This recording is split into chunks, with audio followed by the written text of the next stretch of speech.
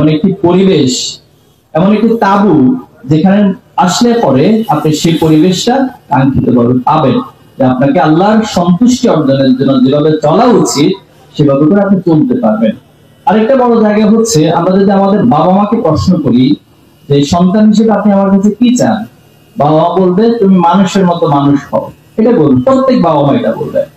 তো মানুষ হওয়ার মধ্যে একটা বড় জায়গা হচ্ছে আপনি ভালো পড়াশোনা করবেন, একাডেমিকলি খুব ভালোভাবে আপনি নিজেকে প্রতিষ্ঠিত করবেন, ক্যারিয়ারের জায়গা থেকে একটা প্রফেশন আপনি ভালোভাবে নিজেকে প্রতিষ্ঠিত করবেন, এই সমাজের দক্ষ হিসেবে, যোগ্য হিসেবে, একজন ফ্যাক্টর পার্সন হিসেবে নিজেকে প্রতিষ্ঠিত করবেন।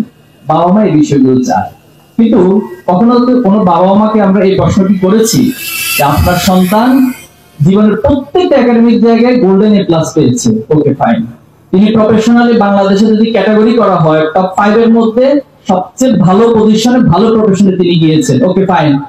এরপরে যদি বলা হয় আপনার সন্তান নষ্ট হয়ে গেছে, মাদকাসক্ত হয়ে গেছে, আপনি খুশি? তখন বাবা বলতেছেন না, আমি তো খুশি না। আচ্ছা, আপনার সন্তান প্রফেশনালি পৃথিবীর সবচেয়ে সেরা প্রফেশনালিস্ট হয়েছে, ওকে ফাইন, কিন্তু সে একজন দর্শক হিসেবে সমাজে কোন একটা প্রেক্ষাপটে পরিচিতি পেয়েছে, আপনি কি সেটা মেনে নেবেন? কোন বাবা মা বলবে না, সেটা দরকার নেই। আমরা অনেক বাবা মাকে ফেস করছি, কেস পেয়েছি, তারা বলছে যে বাবা আমার সন্তানের পড়াশোনার দরকার নেই, অন্তত সেটা নষ্ট হয়ে যাচ্ছে, সেটা অনৈতিকতার সাথে জড়িয়ে যাচ্ছে, অন্তত এখান থেকে আমার সন্তানকে বাঁচাও। তো তার মানে হচ্ছে আমি আমার একাডেমিক লাইফ, আমি আমার দুনিয়ার দক্ষতা, ক্যারিয়ার, পাশাপাশি নৈতিকতা নামক একটি প্রশ্ন, যেটা আমাদের এই সমাজ সামষ্টিকভাবে আমাকে নৈতিকভাবে উৎসাহিত করে না। ছাত্র শিবির সে পরিবেশটা আপনাকে দিতে চায়, যার মধ্য দিয়ে আপনার ভিতরে হলিস্টিক একটা অ্যাপ্রোচ, হলিস্টিক একটা পজিশন থেকে সবকিছুর একটা ব্যালেন্স তৈরি হবে। আপনি সমাজে যেমন নেতৃত্ব দিবেন, ভালো মানুষ হবেন, আবার আল্লাহর কাছে আপনি ভালো গোলাম হবেন, আপনি বাবা মায়ের কাছে সবচেয়ে ভালো সন্তান হবেন, প্রতিবেশীর কাছে সবচেয়ে ভালো প্রতিবেশী হবেন। এই সব কিছুর কম্বিনেশন হচ্ছে ইসলামের ছাত্র শিবির। এখন বলতে পারেন যে ভাই এটা কিভাবে বুঝবো? এটা বোঝার জন্য আপনাকে যে কোনো জিনিস দেখতে হবে। আপনি শুনেছেন যে ড্যাফোডিল ইউনিভার্সিটিতে এখানে খুব ভালো পরিবেশ, খুব ভালো পড়াশোনা হয়, এখানে হল সিস্টেম আছে, অন্যান্য প্রাইভেট ইউনিভার্সিটির তুলনায় এখানে সুন্দর একটা ক্যাম্পাস আছে। এখন আপনি শুনেছেন, শোনার পরে আপনার করণীয় কি? করণীয় হচ্ছে আপনাকে প্র্যাকটিক্যালি এটাকে দেখতে হবে, আসতে হবে, জানতে হবে, বুঝতে হবে। এরপর হচ্ছে আপনার জাস্টিফিকেশন দিবেন যে ওকে, আপনার কথার সাথে কাজের মিল রয়েছে। ছাত্র শিবির প্রতিষ্ঠার পর থেকে এখন পর্যন্ত বাংলাদেশের এই পরিবেশ কোনোদিন আমাদেরকে অনুকূলতা দেয় না। কারণ প্রত্যেকটা কর্নার থেকে, দেশের বলুন এবং দেশের বাইরে বলুন, যারা ইসলামের বিরোধিতা করে, যারা এই সমাজের ন্যায় প্রতিষ্ঠিত হোক এটা চায় না, এই প্রত্যেকটা কর্নার থেকেই ছাত্র শিবিরকে বাধা দেওয়া হয়েছে, ছাত্র শিবিরকে চেষ্টা করা হয়েছে।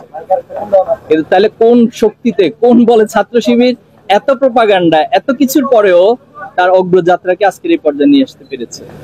এটার অন্যতম কারণই হচ্ছে আমাদের কথার সাথে কাজের মিল রয়েছে। আপনি যদি আমাকে প্রশ্ন দেখি, ঠিক হবে? শুকরিয়া। যেটা বলছিলাম যে ছাত্র শিবির কখনো তার অনুকূলতার মধ্যে দিয়ে যায় না। ৭৭ সালে ছাত্র শিবির প্রতিষ্ঠিত হয়েছে। ১৯৮২ সালে এসে আমাদের রাজশাহী বিশ্ববিদ্যালয়ে ১০৪ জন ভাইকে জীবন দিতে হয়েছে অল্প কয়েকদিনের ব্যবধানে। আজকের দিন পর্যন্ত যদি হিসাব করেন, ছাত্র শিবিরের জুলাই এবং আগস্টের আগ পর্যন্ত আমাদের ২৩৪ জন ভাইকে হত্যা করা হয়েছে। এটা রাষ্ট্রীয়ভাবে, রাষ্ট্রীয় আইন শৃঙ্খলা বাহিনীর হাতে যেমন হত্যা করা হয়েছে, বিভিন্ন রাষ্ট্রীয় রাজনৈতিক দলগুলোর হাতে হত্যাকাণ্ডের শিকার হতে হয়েছে।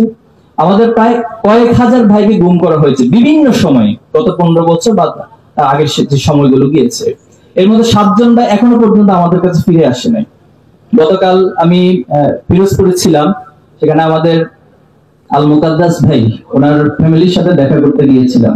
ওনার মায়ের সাথে যখন কথা বলছিলাম, ওনার মা আমাকে বলতেছিল যে মুকাদ্দাস কি ফিরে আসবে না? তোমাদের তো অনেকে ফিরে এসেছে আইনাগর আবিষ্কৃত হওয়ার পর। আমি নিশ্চুপ, আমার কাছে তো কোনো জবাব নাই, এটা কি জবাব দেব? আমরা র্যাবের কাছে গিয়েছি, আইন শৃঙ্খলা বাহিনীর প্রধান যারা আছে সবার কাছে গিয়েছি, গুম কমিশনে গিয়েছি, সবার কাছে তথ্যগুলো দেওয়া হয়েছে। তারা এখন আমাদেরকে এই তথ্যগুলো দিতে পারবে। আমাদের অসংখ্য ভাইদেরকে আপনি পাবেন, শত শত ভাই যাদের হাত কাটা, হাত নেই। এই যে জুলাই আন্দোলনের পরে আমরা এই বিষয়গুলো দেখেছি যে একটা রাষ্ট্র কিভাবে করে মানুষদের উপর এত নির্যাতন করতে পারে, আর যেটা নীরবে নির্বিত আমাদের উপর করা হয়েছে। শহীদ আবরার ফাহাদের ঘটনা আপনারা জেনেছেন, কিছুদিন আগে তার শাহাদাত দিবস দিয়েছে। আমরা সকলে সেটা নিয়ে সোশ্যাল মিডিয়াতে সরব ছিলাম। কিন্তু এখানে আমার সামনে একজন ভাই বসে আছেন, আপনারা হয়তো অনেকে জানেন অথবা জানেন না, তিনি আমাদের সাবেক কেন্দ্রীয় সভাপতি সিরাজুল ইসলাম ভাই, তিনি বুয়েটের শিক্ষার্থী ছিলেন, উনি ওনার একাডেমিক কাজে বুয়েটে গিয়েছিলেন। আপনার ফাহাদকে যে কায়দায়